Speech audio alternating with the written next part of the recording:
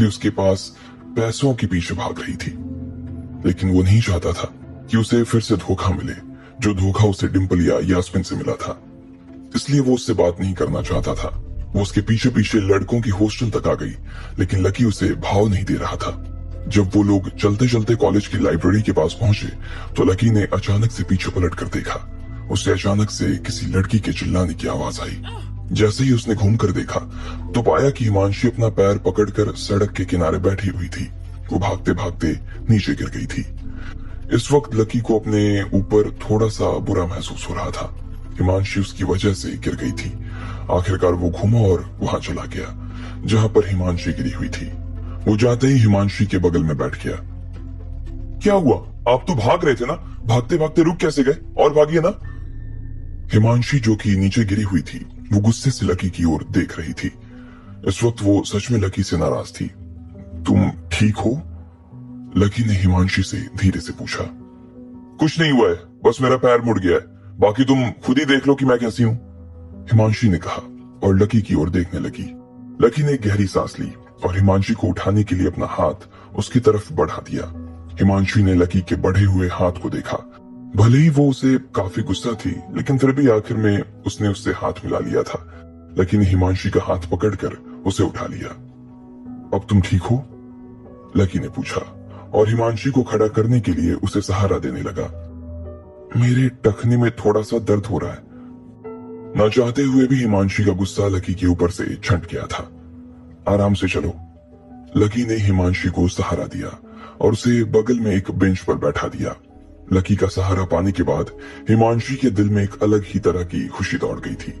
उसे इस तरह से लकी को अपने साथ देखकर काफी अच्छा लग रहा था। मेरा टखना काफी दर्द कर रहा है, क्या तुम इस पर जरा? हिमांशी ने इससे आगे कुछ नहीं कहा और वो चुपचाप लकी की ओर मासूम आंखों से देखने लगी। लकी को कुछ तो अजीब लग रहा था, लेकिन फिर भी वो देख पा रहा था कि हिमांशी के टखने में हल्की सी सूजन आ गई थी। इसलिए उसने कुछ नहीं कहा और वो उसके पैर की मसाज करने लगा। उसके मन में उस लड़की के लिए और भी कुछ नहीं था। वो नीचे बैठा और उसके पैर का पंजा अपने हाथ में लेते हुए उसने धीरे से उसके पैर की मालिश करनी शुरू कर दी। कुछ लड़के जो वहीं आसपास बैठकर बगीचे में किताब पढ़ रहे थे, वो इस दृश्य को देख रहे थे और इसके बाद उनका किताब पढ़ने में मन ही नहीं लग रहा था। उन दोनों की नजर लकी और हिमांशी पर से हटने का नाम नहीं ले रही थी। वो लड़की उस बेंच पर बैठी काफी अच्छी लग रही थी। वो इतनी सुंदर थी कि उसके एक इशारे पर ही कोई भी लड़का उसके पास आकर उसका हाथ थाम सकता था। अगर वो कह दे तो कोई भी लड़का उसका ध्यान रखने के लिए एक पल में राजी हो जाता। लेकिन फिर भी इतनी सुंदर लड़की एक ऐसे लड़के के साथ बैठी थी जिसके पास ढंग के कपड़े भी नहीं थे और वो हर सूरत में फटीचर ही नजर आ रहा था। वो लड़की ऐसे लड़के से अपने पैर की मसाज करवा रही थी। ये वाकई उसके लिए काफी बड़ी बात थी। बाकी लड़के जो लकी को उसके पैरों में बैठा देख रहे थे वो अंदर तक जल भुन गए थे। उन्हें शायद पता नहीं था कि लकी ये सब इसलिए नहीं कर रहा था क्योंकि वो उसे पसंद करता था। वो सब इसलिए कर रहा था क्योंकि आज उस लड़की की जो हालत हुई थी उसकी वजह सिर्फ लकी था। अब ठीक है? लकी ने अपना हाथ हटाया और उसकी ओर देखकर मुस्कुराते हुए बोला। नहीं, अभी भी थोड़ा दर्द हो रहा है, हिमांशी ने कहा। पहले तो लकी को देखकर ऐसा लग रहा था जैसे वो कोई बहुत ही पत्थर दिल और मजबूत लड़का था, लेकिन अब उसे देखकर ऐसा लग रहा था जैसे लकी के दिल के अंदर दिल भी था। हिमांशी के मन में लकी के लिए जो इंप्रेशन था वो और भी गहरा हो गया था। लकी ने फिर से उसके पैरों की मालिश करनी शुरू कर दी। तुम वैसे मेरे बारे में क्या सोचते हो? हिमांशी ने अचानक लकी से सीधा यही सवाल पूछ लिया। क्या मतलब? मैं समझा नहीं कुछ। लकी अचानक से बीच में ही रुक गया और वो हिमांशी की तरफ देखने लगा। नहीं, मेरा मतलब था कि अगर तुम्हें लगता है कि मैं बुरी लड़की नहीं हूं तो हम दोनों एक साथ एक दूसरे को डेट कर सकते हैं, अगर तुम चाहो तो। अब जब लकी को उसकी बात समझ में नहीं आई थी तो इसलिए हिमांशी ने उसे अपनी बात सीधे शब्दों में ही समझा दी थी। जब उसने उस रात लकी को पहली बार देखा था तो उससे प्यार कर बैठी थी। वो सच में लकी के साथ रहना चाहती थी। वो उसके साथ डेट पर जाना चाहती थी। क्या? लकी ने हिमांशी के पैर को फिर से जमीन पर रख दिया। फिर वो अपनी जगह से खड़ा हुआ। उसने जैसा सोचा था हिमांशी का मकसद बिल्कुल वैसा ही था। हिमांशी ये सब करने के बहाने बस उसके पास आना चाहती थी। वो उसकी नजदीकियां बढ़ाकर उसका पैसा हथियाना चाहती थी। इससे पहले वो कभी इस लड़की से मिला भी नहीं था और आज भी उसे हिमांशी से मिले सिर्फ 1 घंटा ही हुआ था। फिर भी हिमांशी ने उससे इतने साफ शब्दों में अपने दिल की बात कह दी थी। दुनिया में क्या ऐसा भी प्यार कभी हो सकता था? लकी को इस बात पर बिल्कुल भी भरोसा नहीं था। क्या ये सच में प्यार था या फिर वो लड़की अपना उल्लू सीधा कर रही थी?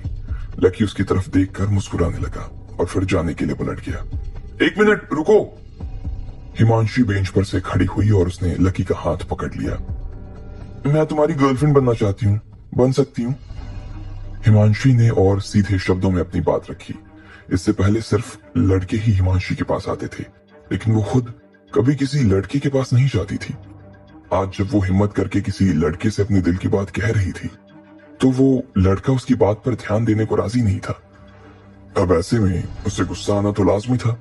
उन दोनों के आसपास में जो लड़के बैठे थे, वो हिमांशी को दूर से देख रहे थे और उसकी बात सुनकर तो उनके दिल से खून बहना शुरू हो गया था। इतनी सुंदर लड़की ऐसे फटीचर लड़के को प्रपोज कैसे कर सकती थी? ना सिर्फ वो उसके साथ डेट पर जाना चाहती थी, बल्कि तो उसकी गर्लफ्रेंड बनना चाह रही थी। वहां बैठे जो लड़के थे, उन्होंने लकी से लाख गुना ज्यादा अच्छे कपड़े पहने हुए थे। तो फिर ऐसे में हिमांशी उसके पास क्यों मंडरा रही थी? तुम्हारा दिमाग तो ठीक है, हमें मिले सिर्फ 1 घंटा हुआ है या फिर उतना भी नहीं। मैं तो तुम्हारा नाम भी नहीं जानता हूँ यार, और तुम कह रही हो कि तुम्हें मुझे बॉयफ्रेंड बनाना है, गर्लफ्रेंड बनोगी तुम मेरी। तुम्हें क्या लगता है मैं पागल दिख रहा हूं तुम्हें? लकी ने हिमांशी की तरफ देखते हुए कहा और फिर उसका मजाक उड़ाने के लिए हंसने लगा। मुझे माफ कर देना, मैंने थोड़ी जल्दबाजी कर दी। मेरा नाम हिमांशी है और मैं आपसे कोई झूठ नहीं बोल रही हूँ। और ऐसा भी नहीं कि हम पहली बार मिले, हम पहले मिल चुके हैं एक बार। क्या? हम इससे पहले मिल चुके हैं? लकी उसकी ये बात सुनकर हैरान हो गया था। ऐसा हो ही नहीं सकता था कि लकी इससे पहले ऐसी किसी लड़की से मिला हो और उसे खुद याद ना हो। अगर वो उससे मिला होता तो कम से कम उसका चेहरा तो उसे याद ही होता। नहीं, मेरा मतलब है मैं तुमसे मिली थी, लेकिन तुम मुझसे नहीं मिले हो और तुमने मेरे ऊपर एक बहुत बड़ा फेवर भी किया है। हिमांशी ने हाँ में सिर हिलाते हुए कहा। हिमांशी ने इतना भर कहा और फिर उसे उस रात हुई घटना के बारे में बताने लगी। तब जाकर लकी को याद आया कि ये वो लड़की थी जिसे उस दिन अमन प्रपोज करने के बहाने परेशान कर रहा था। उस दिन मेरे पास और कोई चॉइस ही नहीं बची थी। वो तो अच्छा हुआ कि तुम वक्त पर आ गए और उन सबको गाड़ी से उड़ा दिया। तो मुझे तो लगा था कि तुम काफी कूल हो, इसलिए मैं तब से ही तुम्हारे बारे में पता करने की कोशिश कर रही थी। काफी दिनों तक ढूंढने के बाद आज तुम आखिरकार मुझे यहाँ मिले हो। हिमांशी ने मुस्कुराते हुए कहा।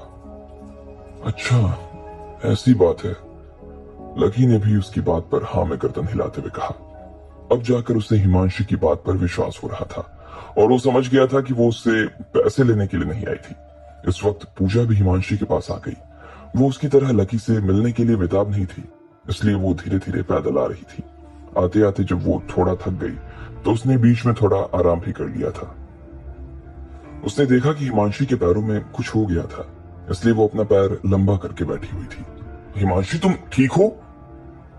हिमांशी ने उसे आते हुए देख लिया था, लेकिन वो उसके ऊपर ध्यान नहीं दे रही थी। उसका ध्यान तो सिर्फ लकी के चेहरे पर लगा हुआ था। तो अब बताओ, क्या तुम मेरे साथ डेट पर चलना चाहोगे? इस वक्त हिमांशी के अंदर ना जाने कहां से ढेर सारा विश्वास आ गया था।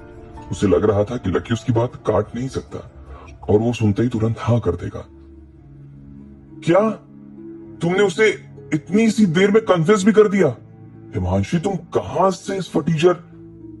पूजा बीच में बोलने की कोशिश कर रही थी, लेकिन कोई भी उसकी बात सुनने को राजी नहीं था। हिमांशी लकी को देखकर और उसे मिलकर ही समझ गई थी कि वो किस तरह का इंसान था और इसलिए वो अपना मत लकी के लिए इतनी जल्दी तो बदलने नहीं वाली थी। मैं तुम्हें आखिरी बार वार्न कर रही हूँ, हिमांशी को देखकर उसको हाँ करने की हिम्मत भी मैं नहीं करना चाहता। लकी ने पूजा की बात बीच में ही काटते हुए कहा। अरे, तुम हिमांशी को जानते हो? वो तुम्हारे सामने खड़ी और उसके बाद तुमने उसे मना कर दिया। तुम कितने बेशर्म आदमी हो। पूजा बिना लकी की बात सुने ही उसके ऊपर बरस पड़ी। जैसे तो वो पहले से ही उसकी बात सुनने के मूड में नहीं थी और उसने जवाब पहले ही अपने मन में बना लिया था। लेकिन जैसे ही उसे ध्यान आया कि लकी ने कहा कि वो हिमांशी को डेट नहीं करना चाहता था, तो वो दंग रह गई। उसे लगने लगा कि लकी सच में कोई पागल था। अगर वो कोई समझदार इंसान होता तो हिमांशी को देखकर कभी ना करने वाली बेवकूफी नहीं करता। पूजा ने लकी की बात को सुनने के बाद हिमांशी को देखा। वो गुस्से में अपने होंठों को चबा रही थी। तुम अंधे हो? हिमांशी जैसी लड़की तुम्हारे सामने कन्फेस कर रही है और तुम ऐसे भाव खा रहे हो। तुम्हें मालूम भी है कि तुम कितनी अच्छी अपॉर्चुनिटी अपने हाथ से खो रहे हो। भूसा भरा है तुम्हारे दिमाग में। इससे पहले कि हिमांशी का मूड पूरी तरह से खराब हो जाता, पूजा ने उसे संभालने के लिए जानबूझकर ही लकी को सुनाना शुरू कर दिया। लकी भी उसकी बात को चुपचाप सुने जा रहा था। चाहे हिमांशी कितनी भी सुंदर थी, लेकिन ना तो लकी उसके प्रपोजल को एक्सेप्ट करना चाह रहा था और ना ही कभी कर सकता था। मुझे ना करने के पीछे एक कारण बताओ। हिमांशी ने लकी की ओर मुस्कुराते हुए देखा और कहा। उसके दिल में उसे कितना दर्द हो रहा था। वो उसे दबाते हुए बड़ी मुश्किल से लकी की ओर देखकर मुस्कुरा रही थी। दरअसल बात ऐसी है कि मैं पहले से ही किसी के साथ हूं। लकी ने अपना कंधा उचकाते हुए कहा। चाहे हिमांशी हो या फिर चाहे कोई और, लेकिन लकी अब राधिका के अलावा ना तो किसी और के साथ रह सकता था और ना ही रहना चाहता था। ये कारण सुनने के बाद हिमांशी को थोड़ा अच्छा लग रहा था। उसे कम से कम इस बात की तसल्ली हो गई कि उसमें कोई कमी नहीं थी, और इससे यह भी साबित हो गया कि लकी एक जिम्मेदार लड़का था। ऐसे लड़के हिमांशी को बहुत पसंद थे। तो क्या हुआ, अगर तुम्हारी कोई गर्लफ्रेंड है, तुम चाहो तो मैं उसे कम्पीट कर सकती हूँ। मुझे तो लगता है कि अगर तुम थोड़े दिन मेरे साथ रहोगे ना, तो तुम अपनी गर्लफ्रेंड को भूल जाओगे और हमेशा के लिए ना मेरे साथ आ जाओगे। हिमांशी की आंखों में फिर से उम्मीद की किरण जाग गई थी। नहीं, ऐसे खेल खेलने की कोई जरूरत नहीं है। मैं जिसके साथ हूं उसके साथ रहना मुझे बहुत अच्छा लगता है और मैं उससे प्यार करता हूं। मैं उससे वादा भी कर चुका हूं कि मैं हमेशा उसके साथ रहूंगा और उसका ध्यान रखूंगा, लकी ने कहा। और अचानक उसकी आंखों के सामने राधिका का चेहरा उभर आया। उसे याद करते ही लकी के चेहरे पर मुस्कान आ गई थी। इधर हिमांशी उसके चेहरे की मुस्कान देखते ही चौंक गई। उसने अपनी जिंदगी में कभी इतनी ईमानदार मुस्कान नहीं देखी थी। मैं तुम्हारी गर्लफ्रेंड से एक बार मिलना चाहती हूँ। मैं ये देखना चाहती हूँ कि उसमें क्या ऐसा है जो मुझ में नहीं है, हिमांशी ने कहा। लकी को लग रहा था कि वो तो उसके पीछे ही पड़ गई थी। लकी को समझ नहीं आ रहा था कि आखिर वो उसके लिए इतना बेचैन क्यों हुए जा रही थी, जबकि वो तो उसके बारे में कुछ जानता भी नहीं था। अब आगे क्या होने वाला था? क्या लकी हिमांशी को राधिका से मिला था, या फिर उसकी इस मांग को भी वो टाल देता? आपको क्या लगता है, क्या होंगे इन सभी सवालों के जवाब? कमेंट बॉक्स में हमें कमेंट करके जरूर बताएं, और सभी सवालों के जवाब को जानने के लिए सुनते रहिए। लकी ने उसे देखा तो उसे हिमांशी पर दया आ गई और वो उसकी मदद करने के लिए उसके पास चला गया। हिमांशी के पैर में दर्द हो रहा था और उसने लकी से अपने पैर की मसाज करने के लिए कहा।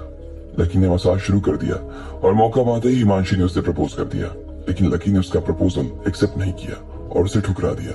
इस बात का ना तो हिमांशी को ना ही पूजा को भरोसा हो रहा था। जब हिमांशी ने उसके पीछे का कारण जाना तो उसे लकी और ज्यादा अच्छा लगने लगा। मैं तुम्हारी गर्लफ्रेंड से मिलना चाहती हूँ। मैं देखना चाहती हूँ कि उसमें ऐसा क्या है जो मुझ में नहीं है, हिमांशी ने लकी के सामने ये पेशकश रखी। तुम उससे अभी नहीं मिल सकती, वो कॉलेज में नहीं है, काम पर गई है। ठीक इसी वक्त लकी का फोन बज उठा। उसने देखा कि फोन राधिका का था। राधिका, क्या हुआ? सब कुछ ठीक है ना? अच्छा, तुमने इसलिए फोन किया क्योंकि तुम्हारी ट्रेनिंग खत्म हो गई है। ये तो बहुत अच्छी बात है। देखो, अगर तुम अपने टीचर की बात सुनती रहोगी ना, तो तुम बहुत जल्दी सब कुछ सीख जाओगी।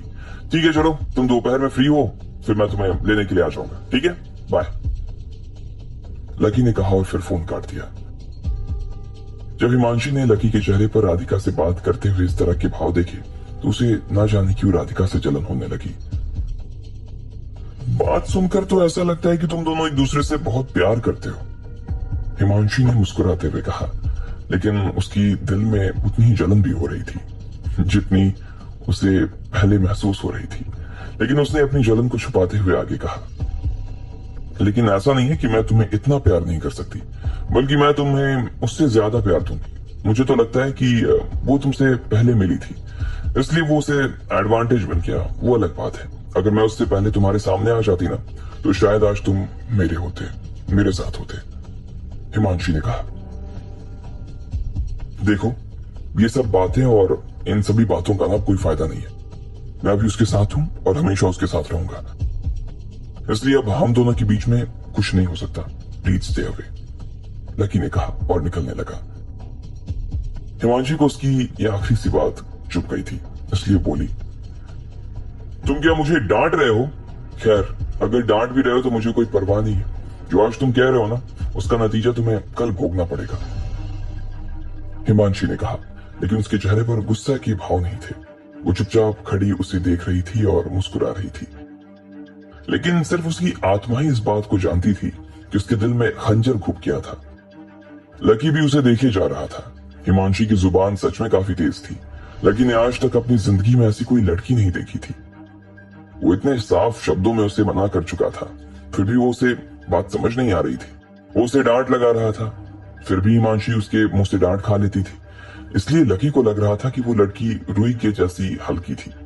वो उसके ऊपर दबाव बना ही नहीं पा रहा था। तू मेरा पीछा छोड़ने का क्या लोगी यार? लकी ने आखिरकार पूछा। तुम क्या मुझसे भीख मांग रहे हो? हिमांशी ने कहा। फिर उसने देखा कि लकी के चेहरे पर गुस्सा आ गया था, तो उसने बड़े प्यार से मुस्कुराते हुए आगे कहा, अच्छा चलो ठीक है, तुम यही चाहती हो ना कि मैं तुम्हें जाने दूं? ठीक है, मैं तुम्हें चले जाने दूंगी, लेकिन उससे पहले मेरी एक शर्त है। तुम्हें मुझसे एक चीज का प्रॉमिस करना पड़ेगा। कैसा प्रॉमिस? लकी ने कहा। वो इस वक्त उसे किसी भी चीज के लिए हाँ करके बस अपना पिंड छुड़वाना चाहता था। तुम्हें मेरे साथ अगले 3 दिनों एक पार्टी में चलना पड़ेगा और वहां पर तुम मेरे बॉयफ्रेंड बनकर चलोगे। हिमांशी ने लकी की आंखों में गहराई तक झांक कर देखते हुए कहा और आगे बोली, चिंता मत करो, असली का बॉयफ्रेंड नहीं बना रही हूं। सिर्फ बॉयफ्रेंड होने का ना नाटक करना है, लेकिन हाँ, नाटक अच्छे से करना पड़ेगा। ध्यान रखना कहीं हमारा भांडा ना फूट जाए। और अगर मैं ये बात नहीं मानूं तुम्हारी तो? लकी ने पूछा। शर्त को सुनने के बाद वो इतनी आसानी से मानने वाला नहीं था।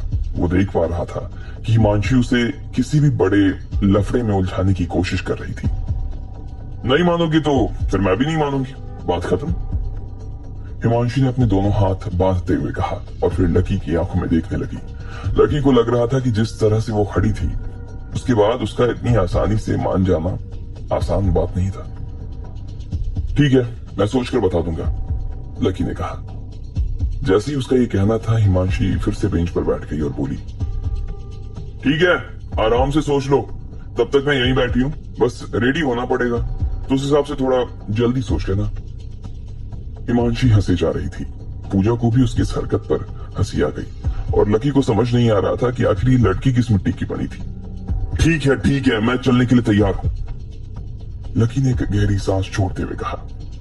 शाबाश, अब क्या तुम मुझे अपना नाम बताओगे प्लीज?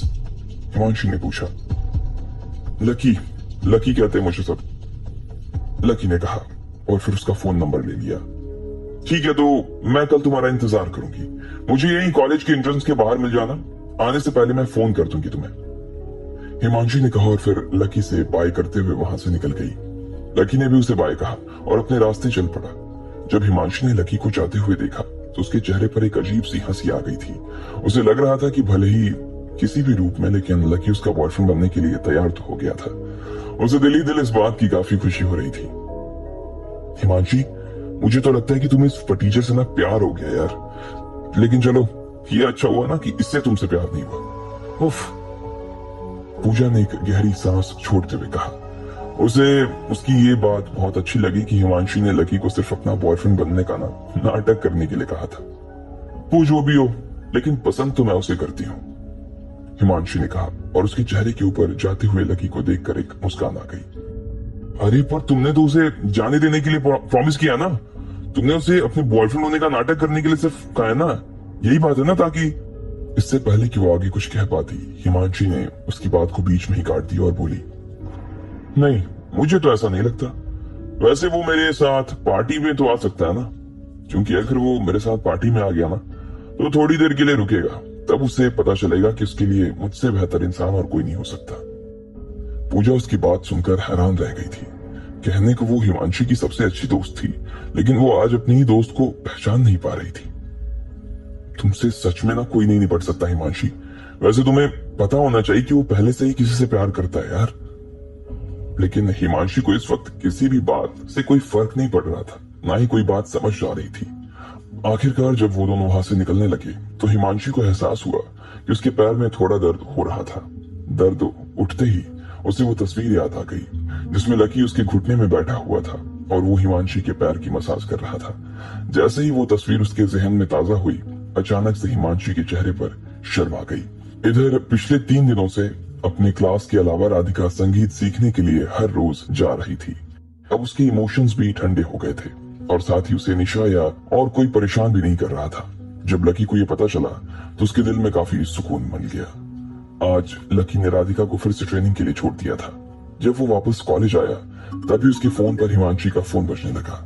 वो उसे तुरंत कॉलेज की गेट पर बुला रही थी। फोन काटने के बाद लकी भी गेट पर आ गया। हिमांशी, जो कि एक महंगी सी गाड़ी में थी, उसने हाथ हिलाते हुए लकी को अपने पास बुला लिया था। अरे, तुम्हें पता नहीं है पार्टी में कैसे कपड़े पहनकर जाया जाता है? तुम्हें पता है वहां पर कैसे कैसे लोग आने वाले हैं? अगर तुम इस हाल में चलोगे ना तो वो लोग तुम्हें देखते ही ना हंस हंस कर मर जाएंगे यार।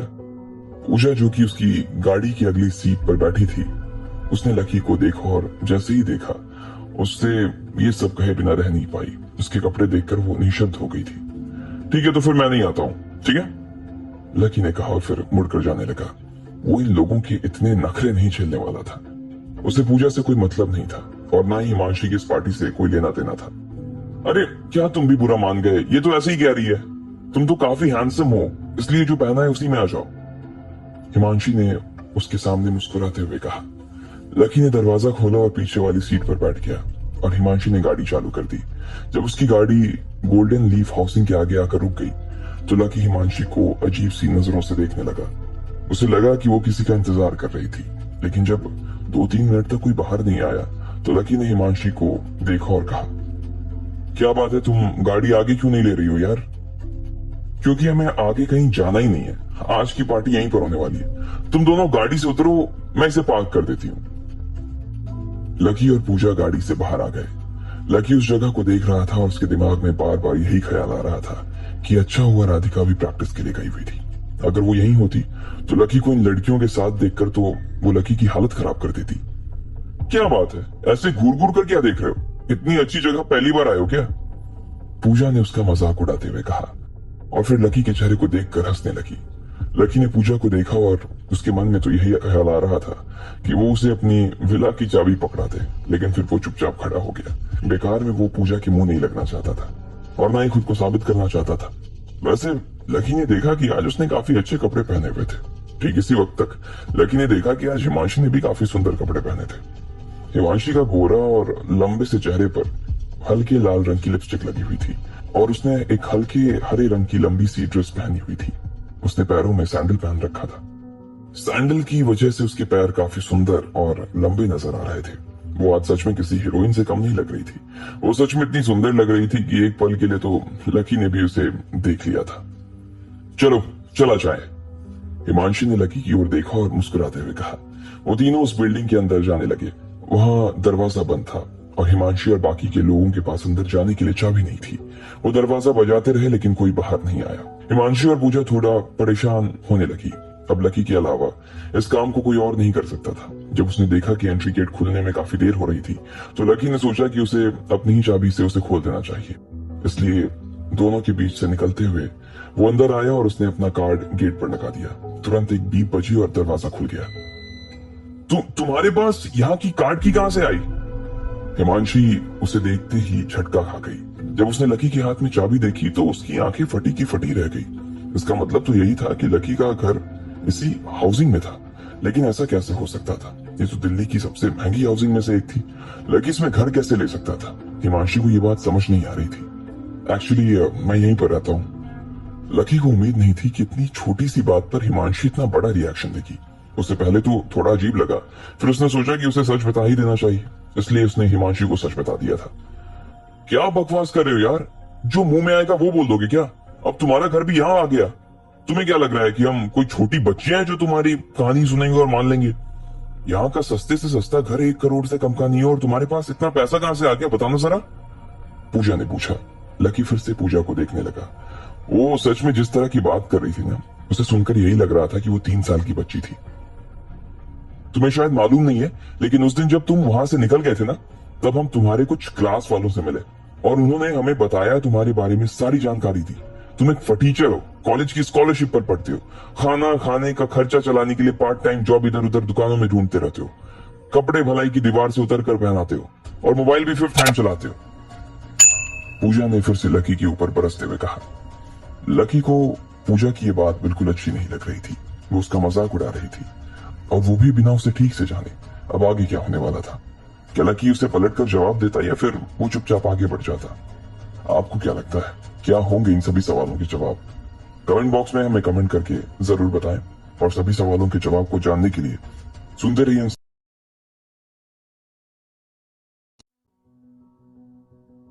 हिमांशी ने लकी को भी ढूंढ लिया था और उसे बात करने का मौका मिल गया था, लेकिन लकी को उससे बात करने की ना कोई दिलचस्पी नहीं थी।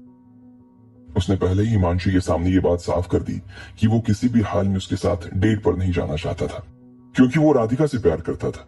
लेकिन हिमांशी भी उसे छोड़ने वाली नहीं थी और उसने उसे अपना फेक बॉयफ्रेंड बनकर पार्टी में चलने के लिए राजी कर लिया। पार्टी भी कहीं और नहीं बल्कि वहीं हो रही थी जहां पर लकी का विला था। जब काफी देर तक विला का एंट्रेंस नहीं खुला तो लकी ने उसे अपनी चाबी से खोल दिया। उसने कहा कि उसका घर यहीं पर था, तो पूजा उसकी बात सुनकर उल्टा उसके ऊपर ही बरस पड़ी। उसे बहुत गुस्सा आ रहा था और इससे पहले कि वो अपना गुस्सा उसके ऊपर उतार पाता, हिमांशी ने पूजा को शांत करवाते हुए कहा, पूजा, हो सकता है कि ये सही कह रहा हो। अरे ऐसा कैसे हो सकता है? उस दिन वो गाड़ी के बारे में बात कर रही थी, आज ये कह रहा है कि यहां पर रहता है।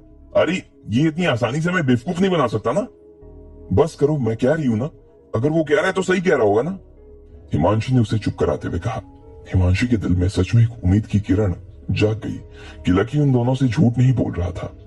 हिमांशी, मुझे लगता है ना कि इसके साथ साथ तेरा भी दिमाग खराब हो गया। मुझे लगता है कि यहाँ पर पार्ट टाइम नौकरी करता होगा या फिर यहाँ पर क्लीनिंग का काम करता होगा, इसलिए इसके पास ये एंट्री कार्ड है। पूजा ने फिर से लकी का मजाक उड़ाते हुए कहा और आगे बोली, क्या तुम हमारे साथ अंदर आने की हिम्मत कर सकते हो? अगर तुम यहाँ पर रहते होगे ना तो कोई तो तुम्हें जरूर पहचानता होगा। लकी को पूजा की बात से कोई फर्क नहीं पड़ रहा था। उसका ना तो हिमांशी से कोई रिश्ता था और ना ही पूजा से, इसलिए उसे इन दोनों की परवाह करने की कोई जरूरत नहीं थी और ना ही इन दोनों को कुछ साबित करना चाहता था वो।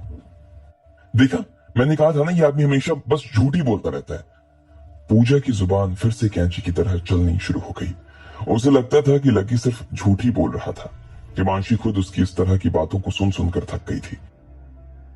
उसने सोचा कि लकी सच बोल रहा था या झूठ, इस बात का पता भी चल जाएगा। ऐसा सोचने की हिम्मत भी मत करना कि हमें ये पता नहीं चलेगा कि तुम क्या सोच रहे हो। मैं जानती हूँ कि तुम हिमांशी को धोखा में रखना चाहते हो ताकि धीरे धीरे उसकी जिंदगी में आ जाओ और फिर उसके साथ एक ऐशो आराम वाली जिंदगी बिताओ, है ना? लेकिन बॉस, मेरे होते हुए ना तुम ऐसा सोचने की हिम्मत भी मत करना। पूजा ने फिर से कहा, सुनो, तुम ये बात मत भूलो कि तुम्हारी दोस्त के पास मैं नहीं आया था, तुम्हारी दोस्त मेरे पास आई थी। अगर तुम दोनों को लग रहा है कि मैं झूठ बोल रहा हूं तो तुम लोग अपनी पार्टी एंजॉय करो, मैं यहां से निकलता हूं। लकी ने कहा और वहां से निकलने लगा, लेकिन इससे पहले वो निकल पाता, हिमांशी ने बीच में ही पूजा को टोक दिया और बोली, पूजा, बस भी करो यार। उसे लगने लगा कि पूजा की जुबान कुछ ज्यादा ही चल रही थी। वो महसूस कर पा रही थी कि लकी उस तरह का इंसान नहीं था जिस तरह पूजा उसे दिखाने की कोशिश कर रही थी। लकी, तुम प्लीज इसकी बातों का बुरा मत मानना। वो क्या है ना कि ये मेरी बहुत अच्छी दोस्त है, इसलिए बस मेरी चिंता रहती है इसे। हिमांशी ने इधर लकी का मूड ठीक करने के लिए कहा। उसे सच में पूजा की बातों का बुरा लग रहा था और उसका गुस्सा उसके चेहरे पर साफ दिखाई दे रहा था। चलो हम लोग अंदर चलते हैं, शायद पार्टी भी शुरू हो चुकी होगी। हिमांशी पूजा और लकी के बीच में आकर खड़ी हो गई और तीनों अंदर दाखिल होने के लिए आगे बढ़ चुके थे। थोड़ी दूर चलने के बाद वो तीनों लोग गोल्डन लीफ हाउसिंग के अंदर दाखिल हो चुके थे। वहां बहुत सुंदर सुंदर विले बने हुए थे। उनके बाहर और सड़क के किनारे पर ढेर सारे अच्छे अच्छे पौधे लगे थे जिनका रंग शाम के रंग में खुलने लगा था। वहां की खुशबू और पंछियों की आती आवाज काफी मोहक लग रही थी। लेकिन लकी, जो कि हर रोज यहाँ रहता था, उसे इनमें से किसी भी चीज को देखकर कोई मजा नहीं आ रहा था और ना ही उसे कुछ महसूस हो रहा था। लेकिन हिमांशी और पूजा का तो जैसे दिन ही बन गया था। उन दोनों ने अपना फोन अपने हाथ में ले लिया था और हर आती जाती चीज का फोटो खींचना शुरू कर दिया। थोड़ी ही देर बाद वो लोग उस झील के किनारे आ गए। झील के बीच में एक छोटा सा आइलैंड बना हुआ था। उस छोटे से आइलैंड पर एक बड़ा सा बंगला था। वो बंगला यहाँ दूसरे बंगलों से काफी शानदार नजर आ रहा था। वो देखने में किसी राजमहल से कम नहीं लग रहा था। कितना सुंदर है ना ये, दोनों लड़कियों ने कहा। उनकी नजर बस उस बंगले से हटने का नाम नहीं ले रही थी। वहां से आती हुई ठंडी हवा उनके बालों को छुए जा रही थी। ये एक बंगला ही 15 करोड़ का है। मैंने सुना है कि इसे किसी जवान लड़के ने खरीदा है। उसकी उम्र बहुत कम है, लेकिन गौर करने वाली बात यह है कि उसके पास सच में बहुत पैसा है। इतना पैसा उसके पास आया कहां से? इस बात का जवाब किसी के पास नहीं है। पूजा ने हिमांशी से कहा। उसकी हल्की रंग की ड्रेस झील से आती हुई हवा की वजह से उड़े जा रही थी। और पता है, मैंने यहाँ के स्टाफ वालों को ये कहते सुना कि उसने इस बंगले को 1 महीने से भी ज्यादा वक्त पहले खरीद लिया था, लेकिन वो अभी इसमें रहने के लिए आया नहीं था। रहना तो छोड़ो, उसने एक बार खोल कर भी नहीं देखा था। हो सकता है कि उसके पास इससे भी अच्छा कोई बंगला हो। अगर वो मुझे मिल जाए ना, तो मैं उससे बिना पूछे ही उसके गले लग जाऊं और उसे चूम लूं यार। उसकी बेचैनी देखकर तो लकी को मनी मन हंसी आ रही थी। उसकी हंसी कब खांसी में बदल गई उसे पता ही नहीं चला। पूजा को लगा कि लकी उसकी बात पर हंस रहा था और इसलिए वो उसे घूर कर देख रही थी। सॉरी सॉरी, अटक गई थी, सांस अटक गई थी मेरी। लकी ने माफी मांग ली। पूजा लेकिन उसका जवाब दिए बिना नहीं रहने वाली थी। उसने लकी की तरफ देखा और बोली, सांस अटक क्यों गई? निकल ही जाती तो बेहतर था। तुम जैसे झूठे आदमी को तो खांस खांस कर मर जाना चाहिए। तुमने यही कहा था ना कि तुम यहाँ रहते हो, तो बताओ इनमें से कौन सा बंगला तुम्हारा है? बताओ ना, कोई है भी या नहीं है? लकी से पहले कुछ कह पाता, उसकी नजर उस बंगले पर चली गई जिसके सामने वो लोग अभी खड़े हुए थे। उधर क्या देख रहे हो? तुम इस बंगले को तो 7 जन्म में भी खरीदने के बारे में सोच नहीं सकते हो, समझे ना? इसलिए अब अपना सड़ा हुआ मुंह खोलकर ये मत कहना कि ये बंगला तुम्हारा है। छोड़ो यार, मैं भी किस आदमी से जवाब से उम्मीद कर रही हूँ। चलो हिमांशी, हमें देर हो रही है। पूजा ने कहा और हिमांशी का हाथ पकड़कर आगे जाने लगी। हिमांशी और पूजा आगे आगे जा रही थी और लकी चुपचाप उनके पीछे पीछे चला जा रहा था। उसकी हंसी अभी भी रुकने का नाम नहीं ले रही थी। उन्हें दूर से ही लोगों की बात करने और हंसने की आवाज आनी शुरू हो गई थी। वो लोग जल्दी यहाँ पर एक बंगले पर पहुंच गए। इस बंगले के अंदर एक गार्डन भी था। उस गार्डन में ही बुफे लगा हुआ था। ढेर सारी टेबल्स के ऊपर सफेद रंग की चादर बिछी हुई थी और उस पर अलग अलग तरह के फूल, जूस और वाइन सजाई हुई थी। इसके अलावा वहां पर खाने के लिए बहुत कुछ था। वेज का सेक्शन एक तरफ था और नॉन वेज का सेक्शन दूसरी तरफ। उस गार्डन में लगभग 20 से 30 लोग खड़े थे। उन लोगों ने बहुत ही सुंदर कपड़े पहने थे और उन सभी के हाथ में किसी न किसी चीज से भरे हुए ग्लास थे। वो लोग छोटे छोटे ग्रुप्स में आपस में बात कर रहे थे। हिमांशी, पूजा और लकी भी उस गार्डन के अंदर चले गए। अरे पूजा, हिमांशी, तुम आ गए? हम लोग कब से तुम दोनों का इंतजार कर रहे थे। हिमांशी, तो मिले महीने हो गए यार, लेकिन पिछली बार जब तुम्हें देखा था ना, उसके बाद से तो तुम यार और भी सुंदर लगने लगी हो। तभी अचानक से सब लोग हिमांशी और पूजा से मिलने के लिए उनके पास आ गए थे। उनमें से ज्यादातर तो लड़के थे और कुछ एक ही लड़कियां थी। बाकी बची लड़कियां अपनी अपनी जगह पर खड़ी थीं और वो हिमांशी और पूजा को जलन की नजरों से देख रही थी। वो लोग इस वक्त हिमांशी के पास खड़े थे और काफी खुश नजर आ रहे थे, लेकिन जब उन्होंने देखा कि हिमांशी के साथ एक लड़का भी खड़ा था तो वो लोग उसे देखकर चौंक गए। उसने बहुत ही साधारण कपड़े पहने हुए थे और वो काफी आम नजर आ रहा था और उसकी कलाई पर तो घड़ी भी नहीं थी। ये कौन है? देखो तो इसने क्या पहन रखा है। इसको देखकर ऐसा लग रहा है ना कि जैसे बाहर खड़ा रहने वाला ठेला वाला हो कोई। हाँ हाँ, इसने तो बाल भी नहीं कटवा रखे यार। ना ही इसके पास हाथ में कोई घड़ी और ना ही गले में कोई चैन। यहाँ ये आ कैसे गया? मुझे तो लगता है ना कि इतनी सारी सुंदर लड़कियों को देखने के चक्कर में यहाँ पर चोरी चोरी छुप छुप कर घुस कर आ गया होगा, है ना? मुझे नहीं लगता कि शिवम भाई ऐसे किसी आदमी को अपनी पार्टी में इनवाइट कर सकते हैं। सब लोगों ने लकी के बारे में आलतू फालतू बातें शुरू कर दी थी, लेकिन लकी को उनकी इस बात से कोई फर्क नहीं पड़ रहा था। वो जब भी किसी बड़ी जगह पर जाता, लोग उसके बारे में ऐसी ही बातें करते थे जैसे लकी तो कुछ था ही नहीं। भाई, मुझे लगता है ना कि तुम गलत रास्ते पे आ गए हो। तुम्हें दिख नहीं रहा यहाँ पर किस तरह के लोग जमा है? उनमें से एक जवान लड़के ने आगे आते हुए लकी से कहा और फिर बाकी लोगों की ओर देखने लगा। सब लोग लकी को ऐसे देख रहे थे जैसे वो कोई एक्टर था और यहाँ पर किसी फिल्म की शूटिंग चल रही थी। उसने लकी को घिन भरी नजरों से देखा और फिर बोला, तुम्हें क्या लगता है कि तुम भी हम जैसे ही हो? मुझे लगता है ना कि तुम जैसों की पार्टी कहीं और होती होगी, इसलिए वहां जाओ, यहाँ नहीं आओ। उस लड़के ने कहा और वो लकी को धक्का देने के लिए आगे आने लगा, लेकिन तभी पूजा ने बीच में आते हुए कहा, अरे इतनी भी क्या जल्दी है यार तुम्हें से निकालने की? यह यहाँ गलती से नहीं आया बल्कि मेरे और हिमांशी के साथ आया है। क्या ये तुम्हारे साथ आया है?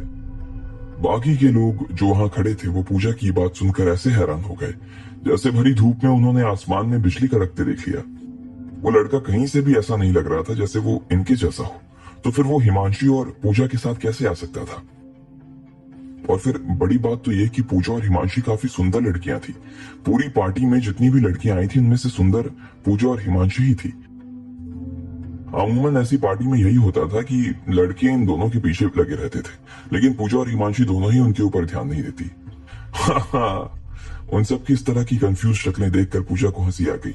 पहले वो लकी की तरफ देख रही थी और उसके बाद उन सब की शक्ल देख रही थी। इसका नाम लकी है, इसे अंडरस्टिमेट करने की गलती मत करना, ये कोई ऐसा वैसा आदमी नहीं है, पूजा ने एक रहस्यमयी मुस्कान के साथ कहा। अच्छा? जब वहां खड़े लोगों ने पूजा के मुंह से ये बात सुनी तो उनका मुंह खुल गया, लेकिन हंसने के लिए। उन्हें इस बात की हंसी आ रही थी कि लकी जैसा लड़का जो कि साफ तौर पर फटीचर दिख रहा था, वो कोई अमीर ज्यादा कैसे हो सकता था। पूजा ने लकी की तरफ से सफाई देते हुए कहा, लकी ने अभी 1 महीने पहले ही एक गाड़ी अपने लिए असेंबल कराई है जिसकी कीमत 1 करोड़ से ज्यादा है। ये गाड़ी इटली से बनकर आ रही है और उसमें दुनिया की सबसे बेस्ट पार्ट लगने वाले हैं। लकी को ये चिंता हो रही थी कि वो लोग उसे डिलीवर करने में काफी देर लगा रहे थे, इसलिए ना उन्होंने और 10 लाख रुपए उनके खाते में डाल दिए। वो गाड़ी अभी 10 दिन के अंदर लकी के सामने आकर खड़ी हो जाएगी। पूजा ने बात को थोड़ा बढ़ा चढ़ाकर बताते हुए कहा, लेकिन बीच बीच में उसे हंसी भी आ रही थी जिसे छुपाने की वो पूरी कोशिश कर रही थी।